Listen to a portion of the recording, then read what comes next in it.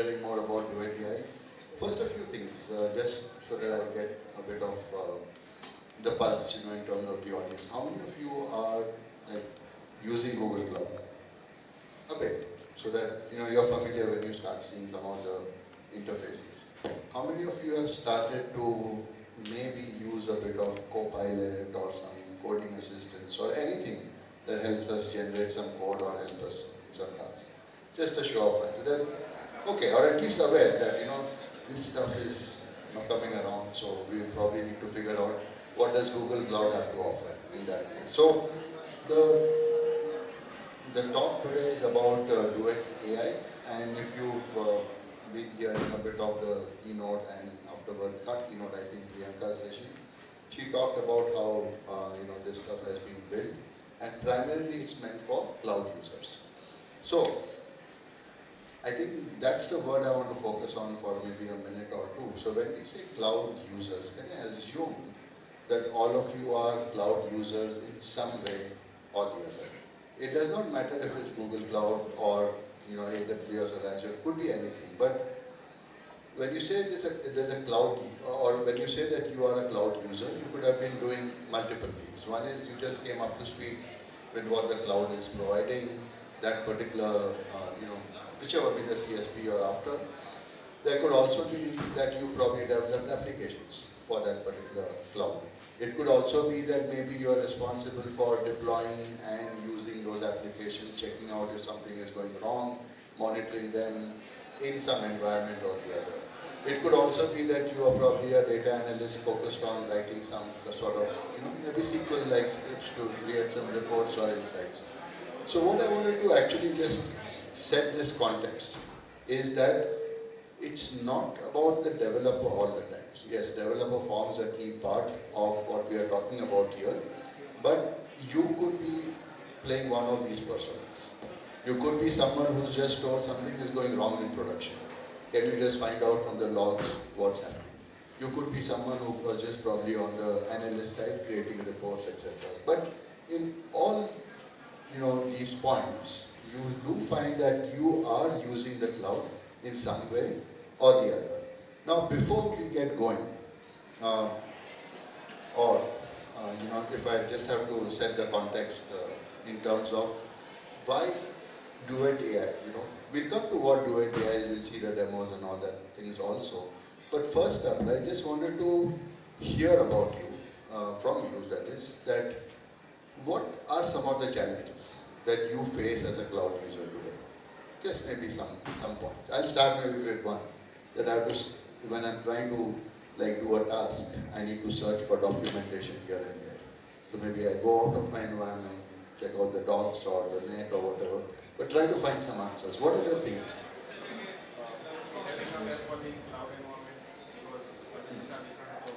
Yeah, okay. So where do you spend your time typically, right, as a cloud user? So just maybe some context here in terms of some points. These points are not something that all of you, by the way, it's somewhat visible, I'm hoping.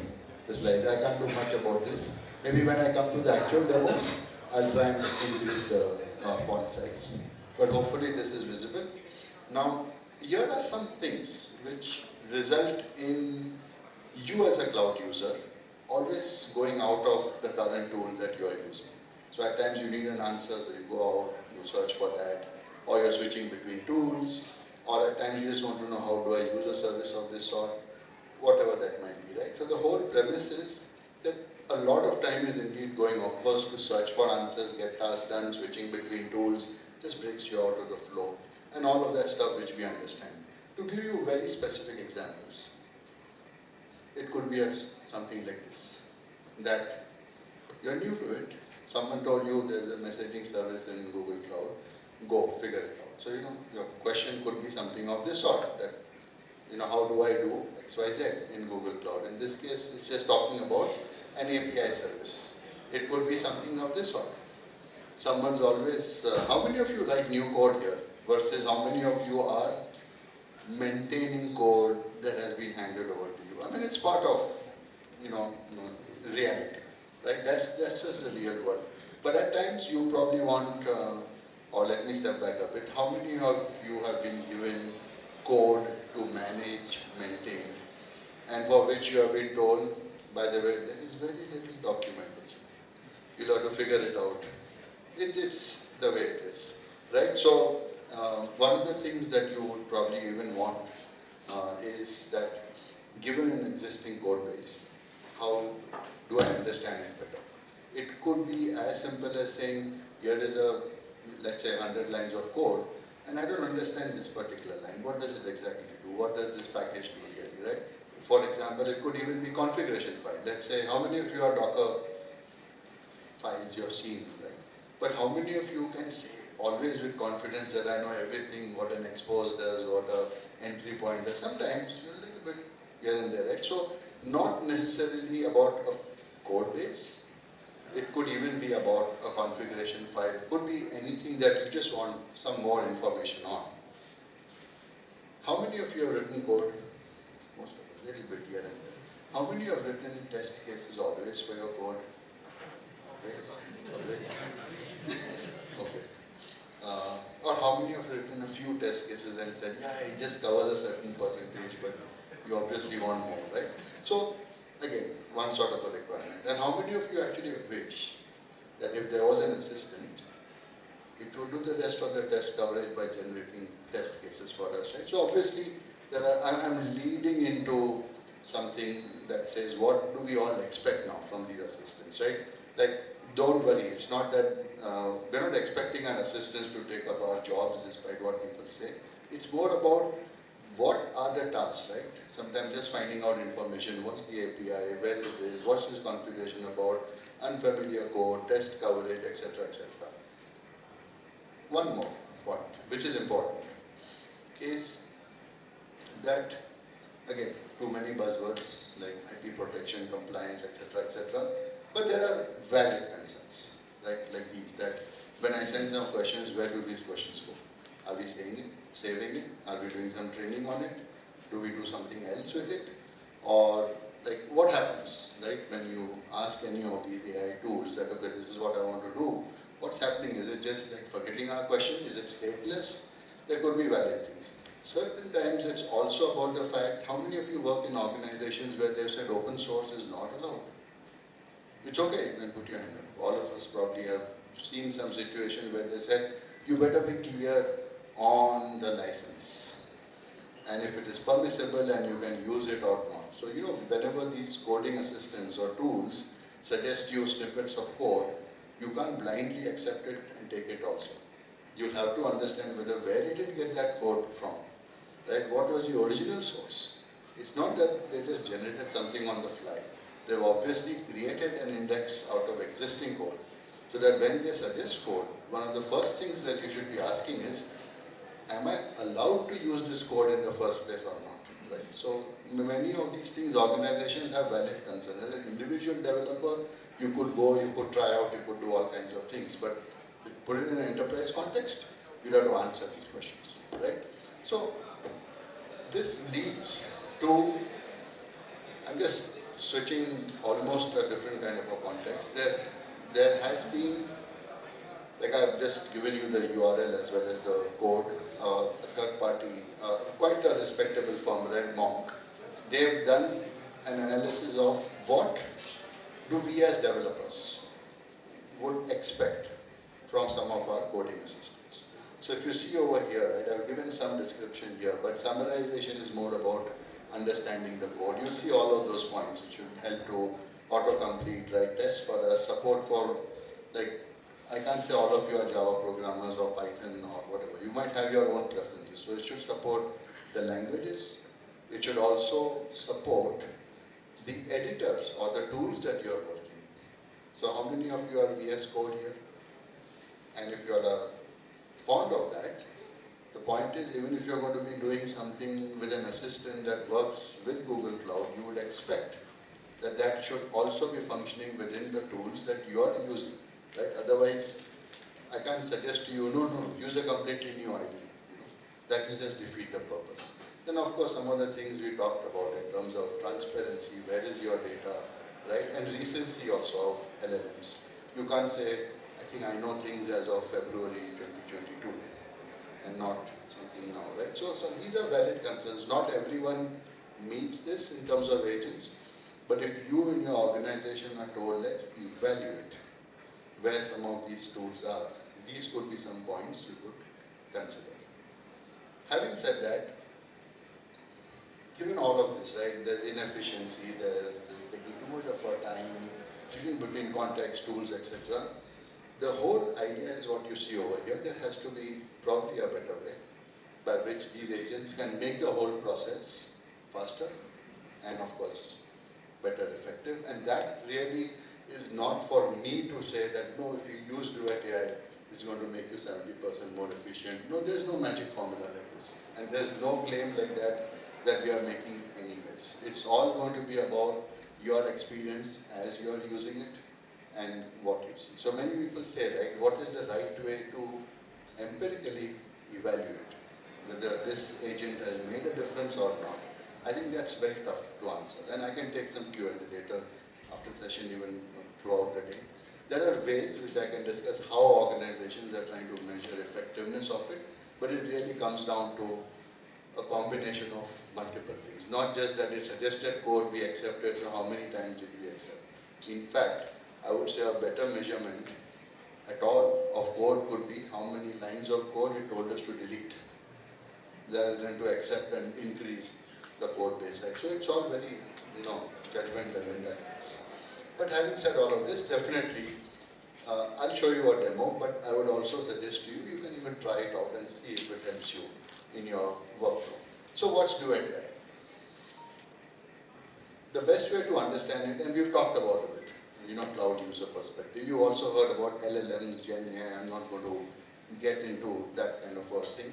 But you see that there's a lot of LLMs, specifically they're building for industries. Someone said, general intelligence not good, we should be building something maybe for retail or for maybe supply chain logistics. You see something intentionally empty out here. And that's precisely what we've gone after, and that's what I'm going to put here. So it's almost saying, can we have an LLM that's tuned for Google Cloud? And that could mean many things. Can it help us with specific tasks? Not just general in nature or coding nature, but also can it ask specific, Google-specific things. So for example, how we've built, we'll come to that. But just think of it. If you're familiar with how LLMs are and then how you can further tune them, you would know it will say you have to bring your specific data to the table and instruct it. So by your specific data, if you are Google Cloud, you could think of it like, can I put all the documentation, all the courses, all the code that has been available. So you take all of that and build it out. But we'll see all of this in action. So this is how it's being built and the way, sorry, you see some.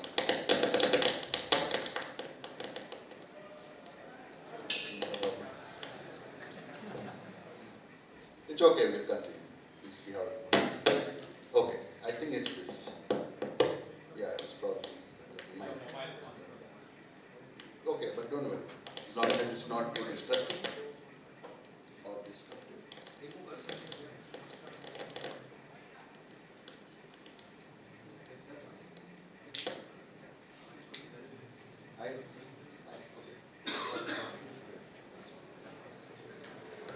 It's being recorded.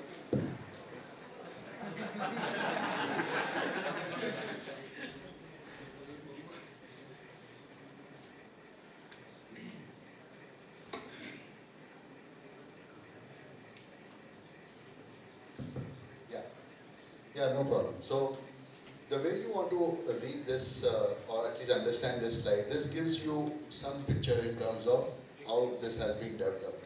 So start from here, right, or these two first values, rows, 0 and 1. So these are the foundation models that are already there, and then they are hosted on the Vertex AI offering. But then look at number 3. This model now is infused, or what we've added to it is basically Google Cloud expertise. What could this be? All the documentation that's out there, all the Coursera courses, all the code that's there on GitHub, Google Cloud Platform. So all of the stuff that is permissible to be indexed from a Google Cloud perspective is kind of infused into that. 4 is optional. Some organizations may say, no, you need to generate the code as per our standards, as per our style, looking at only our specific best practices and examples. Optional step, but can be done, right, if needed. And of course, then you see this word called surfaces. It's exposed, and I'll show you all the surfaces. So it means you could be in Visual Studio Code and use Duet AI. You could be in Cloud Console and still ask questions. You could be in a BigQuery editor and still get the help. You could be inside Logging Explorer and maybe still get some help.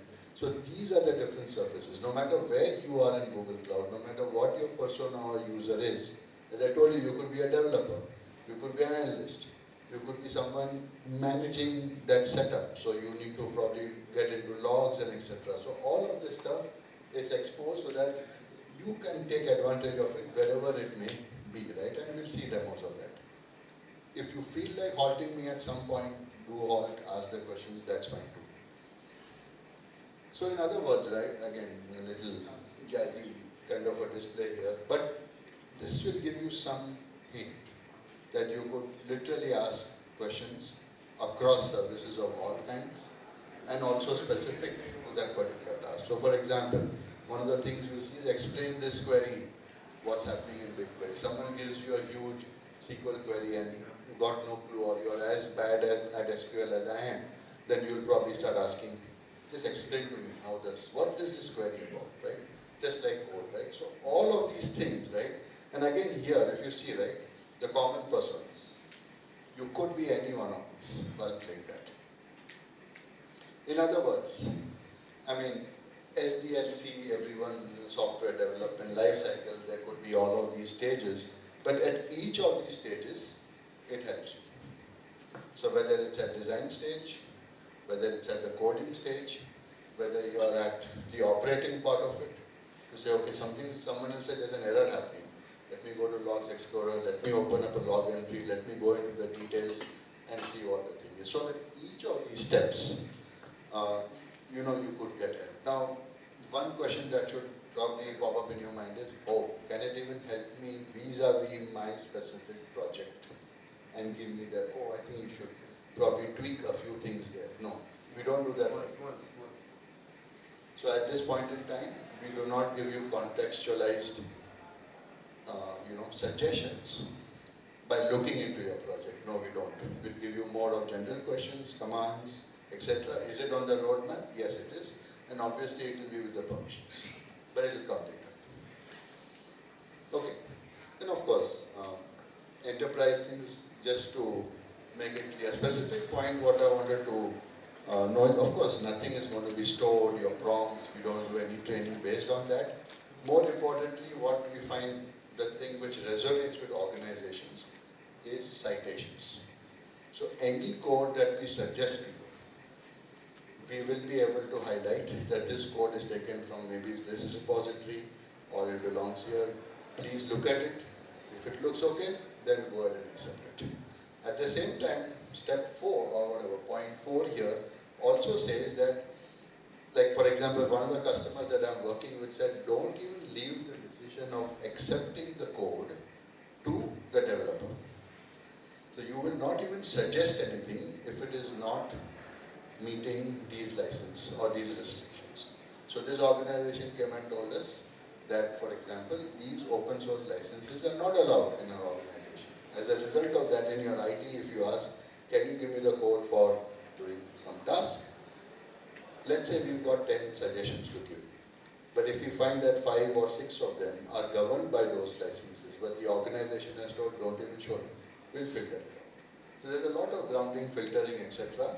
that can be done to make sure that from an organization perspective, it meets whatever be the strict needs. Again, it's not like perfect. As more and more organizations will start using it, they'll come up with their specific requirements. We'll see them. So, how many of you know that Duet AI is now generally available? Some announcement was made like hardly a few days back. And it is free for use. till the end of January or 1st Feb. So I would suggest, it's a small window of course, but it would be a great way by which you can at least try and see whether it's going to be something that sounds interesting or can really improve your workflow. So make use of this thing. After that, pricing is going to kick in. So that aspect is always there. Again, these are all feature-wise, and some of these I'll actually start showing you right now. So, anything right now, a question or two before we jump straight into the demo? Yeah. I'm so sorry, the release that I have discussed, how this is different from a BART currently available. How this is different from BART? So, a valid question.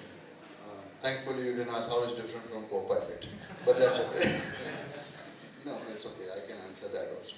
So, BART is okay. Let me step back a bit. You've got a consumer side of things, which is what typically I would call BART. BART behind the scenes would use one of the general available models. But BART is the consumer interface, and that's pretty much open to everyone. Ask questions, you get back answers. BART may not be able to do very specific things. Can you ask BART Google Cloud questions? Answer is yes, you can. It will answer. Sometimes it answers even better. I've seen, right? That's the reality. But it's not geared for only Google Cloud specific things or even enterprise requirements that could be there, right? And this Duet AI which you have is probably using some of those models, but further customized for Google Cloud and works within the Google Cloud projects in a seamless manner. This is more better way to work with Google Cloud. If you're a Google Cloud user, that's what I said.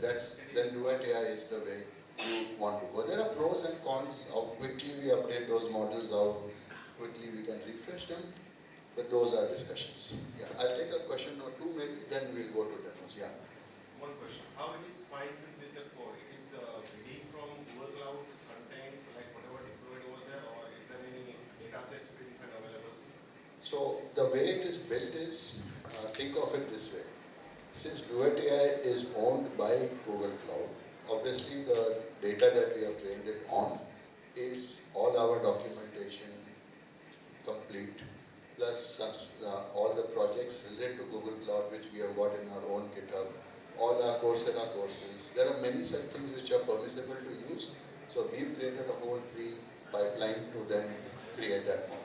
So that is only like associated with Google, whatever partnership and whatever Google has built upon only, not the consumer who are putting their code or their projects running on the Google. No. When you mean consumer, you mean like any of the users from your personal accounts? No, none of that data. Yeah. Maybe a final question before we move forward. Does the gateway know my contacts of my organization to the project that I have created in Google Cloud? So, good question. The thing is whether we can use some of the existing projects context and maybe get recommendations or suggestions based on that. At the moment, we do not do that because we want to make sure that we do this in the right way. Eventually, of course, with your permission. So, for example, if you say, have I unwittingly opened up some compute engine instances and they have a public IP. So can you show me the the instances which are misconfigured? Yeah, so that's on the roadmap, but right now no. Eventually, with your permission, we will simply be executing the G-Cloud commands and surfacing it. But we'll also go a step further by taking some action on your behalf. So we may even suggest, okay, you've got these things open. Would you like to maybe remove them or whatever? So we could even suggest things. But that's on the road. Second question. So one of your slides you mentioned that it doesn't use user prompt or the responses that have been written, right? Yeah. For the training purpose. Yeah. So is that how is it trained or up to date with the nowadays? So we have a complete, again this is specific to Google Cloud. So we have a complete MLOps engine running behind the scenes to make sure any new cloud documentation at regular intervals will keep this model updated. Generate code as well? Generate code in a sense. Modify like just a sign up code. Yeah. So you mean in Duet AI in your IDs, if you would like to get some sample codes? Use the code from the Google source repository? Yes. Only that's indexed already, not in real time. That's the thing can take up more details, I can share. Okay, so I'll have to keep the mic away because I have to type. So, and I have to wear my specs. This is not part of the demo, but it's required, prerequisites for the demo. Okay, so what I'm going to be doing, I'm hoping I'm audible. And I can't get it with me about it. So I'm going to simply jump into the whole experience out here. So first up, as I mentioned, right, it's multiple services and multiple personas, whether it's an operator, whether you want to use the console, or if you're a developer, you want to use the ID, etc. So I'll show you all of that stuff. But first up, right, I'm going to go to Google Cloud Console. Familiar with Google Cloud? This is the console. And I'm using my hotspot. It's a live demo because live demos are fun. And it just makes the organizers a little bit, oh, will it work or not? But that's fine, it'll work.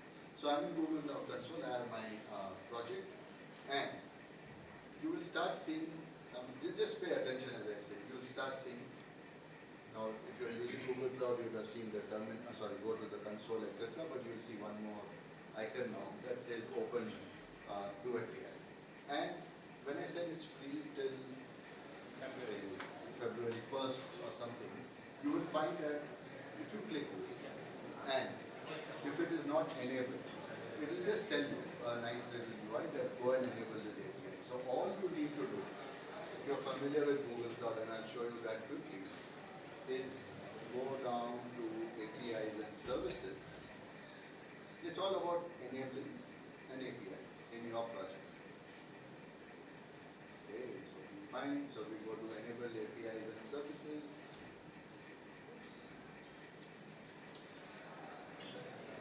Sorry about it.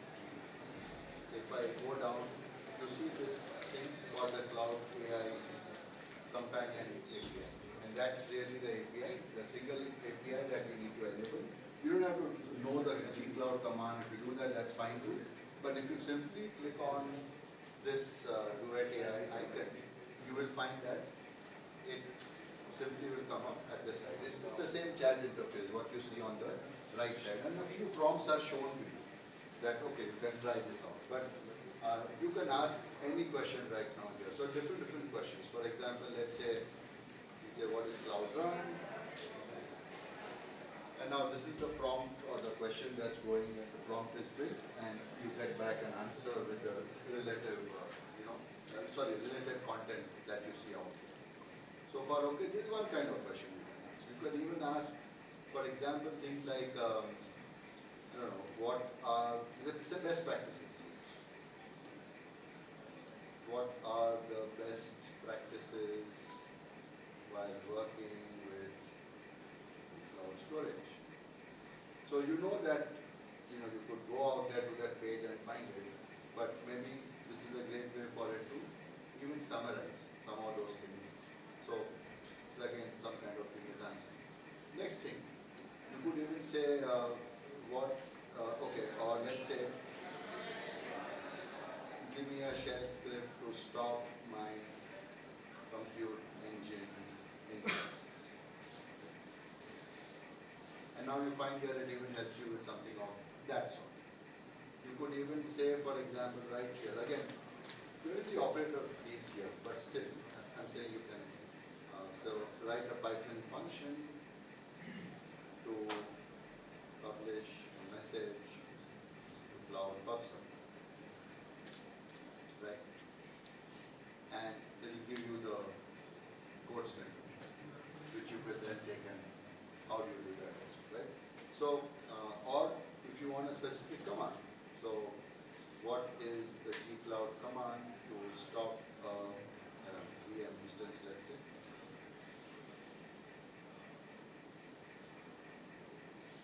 And now it gives you the command. You also see a little, nifty things, whether you want to copy or copy it to Cloud Shell. So if your Cloud Shell, etc. is open, or it will launch for you, let me just close this because the network had gone. So at this point, I can,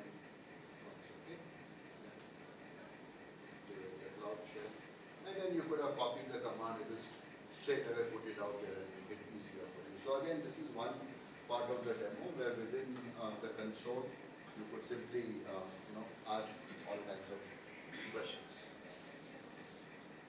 Connecting to the instance, and of course, let's move this a bit. So what I was saying, you can copy it, it's basically something of this sort. And then, so it just makes it a little bit more efficient. So far, okay, on the operator side of the Duet thing, right? Now, before I go to the developer part of the story, let's stay in the console so I can show you things here. Of course, anytime you can reset it, but if you don't reset, it's the chat interface. So it remembers the previous context. So you can ask straight away follow-up questions versus trying to actually put everything in the context of it. So let's close this for a moment and let's go to the logging explorer, which is where you see your logs. So I go to logging logs explorer. Now, let's come up. Now, there's nothing specifically planned out here, but what I can do is, maybe, one second.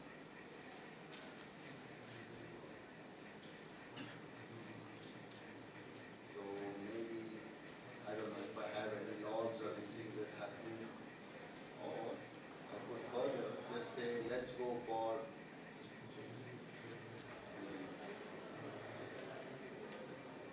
let's take 14 days logs. Don't know. But I'll see what logs come up. I want to specifically show how you could maybe do a few things. So if error logs are not visible, maybe just as a example, if I just filter on one of these, and that is the same experience you get even on errors. I just wanted to show you where we have thrown this Duet. So if you look at any of the log messages, you will see something called now explain this log. So if it was an error also, you could have gone here and said explain this log entry to me. And when you click this, literally the same thing happens. It will open up Duet AI on the side, but now the context will be your log message. If you click this, you see it's coming up here and see what it's done. It's done, it's created this prompt for you, explain this log entry in 3 to 5 bullet points. And the additional prompt details are, whatever be that log message which was there, and it's explaining to you what this message was about. So even if it is an error message, you could have told it, explain it to me, and then you could do follow-up things. How do I fix this, etc. So it just makes it a little easier now that let's go to the errors, or if someone says there's something happening, maybe let's go filter by errors. Let's try and understand some of these. Sometimes it's quite weird, some of the description. So this is a good way by which it will give you some help. Now, let's close this for a moment, and we are in our Cloud Shell. Of course, I don't want this, so I'll just go to the editor. How many of you have used Cloud Shell and the editor, or know there's a VS Code built inside of Google Cloud Shell? If not, please, it's free for use. You get a small VM which has the Cloud Shell editor, and it comes with Duet AI, etc. all in setups for you also. With of course some configuration needed from your setup. So this hopefully is not alien to most of you. I'm just in VS Code, at this point in time. Now this focus sometimes. This is funny. I can see you see an. No. It's getting cut off. There's a bit of Duet AI at the bottom here, and if I click this, okay, it's coming up here. So you can sign in with your account and just authorize a few things. And by the way, we've got a VS Code extension called Cloud Code that makes it easier to work also with Google. Now, so to show you that stuff in the, from a developer perspective, right? We'll just do one thing.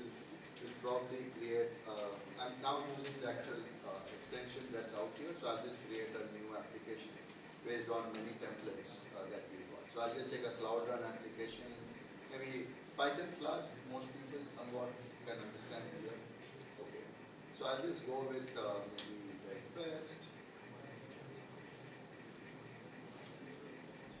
So this actually pulls down a template which you can then deploy on Cloud Run also. Let it come up.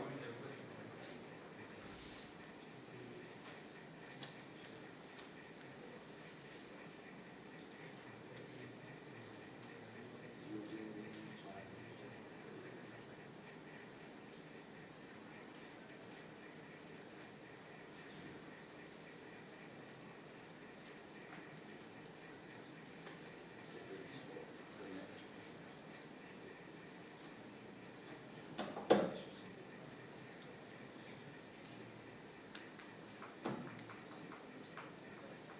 okay.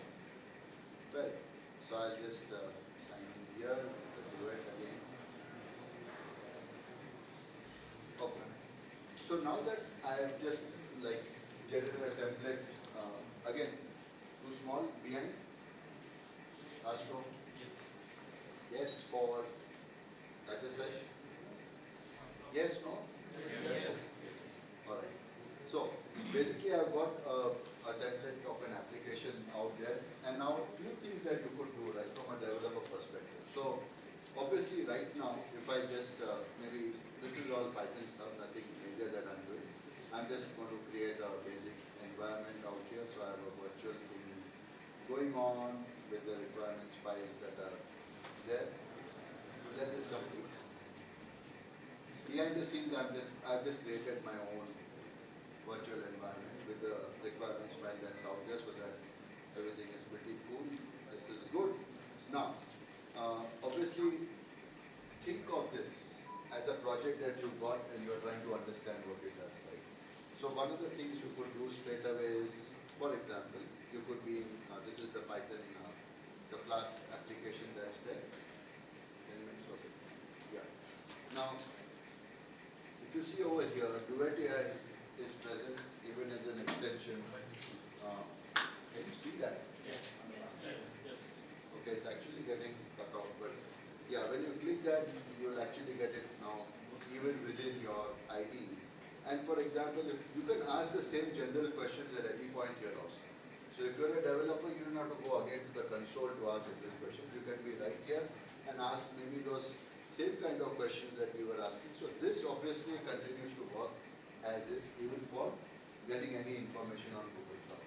But the next thing that you could do, I'll just clear this for the moment, is you open up that file, right? And it's as simple as saying, explain this. I don't understand all aspects of this file, so please explain this to me. And now this will basically go ahead and start explaining to you what it understands in terms of the code. This is one aspect of it. The other thing you could do is very specific. That, look, I think I used to remember what if name stands for, but not very clear. So you could actually highlight even parts of your text or a line, etc. And you see a little bulb out here, so that's one way also to do a experiments. And that will then, you see it working, and it will just explain you that specific stuff also. You know the Docker thing that I was telling you about, you could go to that file, let's say Docker file, and say, into it, okay, explain this. And the whole file is explained, or again, any specific thing that you wanted also, right? Now, let's do a bit of code generation and other things that it does, right? So what I'll do is, I'll just start the server in that environment, so that's good. I'll just maybe close this so I get some more space. And here I'm just going to do a Python, whatever that file is. And it's on port 8080. By the way, we've got a web preview here, in case some of you have used or not. So we can preview on a specific port. So what does this application look like? Nothing much, we just have people saying, everything works. Right? So this is what is running right now, correct? And now if I go back to my code here, very quickly. So if I go to, let's say, the app.py file, and let's say, I'll just create a very quick API. I'll use the same files or webkit, just saves us a bit of time. So the way you would want to do that is via the code command, and then you start, what you see here is it's giving you an enter what you want, then you press a control enter whatever, it will give you suggestions. So for example, if we say create a variable, say name, let's say posts, that is a JSON list of 3 sample blog posts, just as an example, right? And this one now, this is obviously the generating suggestion, and it gives you some options. So you could literally, as you hover over it, it gives you multiple, you can even tune it to say each post has these many attributes, etc. But let's say if I accept this, so it's got the code that's come up inside of this, right? Now let's say the route which leads you to the HTML file, let it be as is. So I can even say now, write a new app route that returns, or we can say this, we'll write a new app route named, say, /posts that returns the post as a JSON, maybe something. Enter. Oops, what happened? Let me go there. Nothing. Let's try in another way. Happens. Let me further try my luck. Write the new app route returns post. Not coming. Let me save this file. Back. There's a JSON response. Okay. So again, at least it's real. At least you're seeing it's not perfect. And also demonstrating that I need to learn prompt engineering a little better as per what it is. But in any case, it gives you something which, if I accept, it's actually now doing a render template and post HTML, right? The post HTML is not yet there. If I save this and run it, obviously it will have some error. So now I can be here and even say, what does the post.html look like? See that? It's given us some code. Now what we can do is maybe come over here, and those of you are familiar with this render template thing, maybe I'll just create a file here called post.html. And in post.html I go here and I can directly insert it into this file here. Now if I go back here and let's say we just close this and we restart this and we go back here, of course this one runs fine, but we go back to our post, right? Nothing major that we are doing, but you're just seeing this is how you could use Duet AI from a dev perspective to explain things, to generate code. You could even do things, for example, you could be in app.py and say generate unit tests that I was talking about. And you will find that it generates out quite a bit of the unit test cases, which you could then directly import and start using. So that's pretty much what I had in terms of signed in. Cool.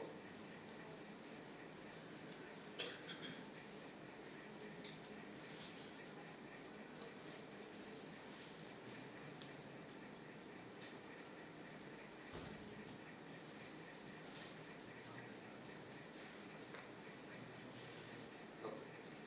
So if I go back to where we were, this is the part I was talking to you about.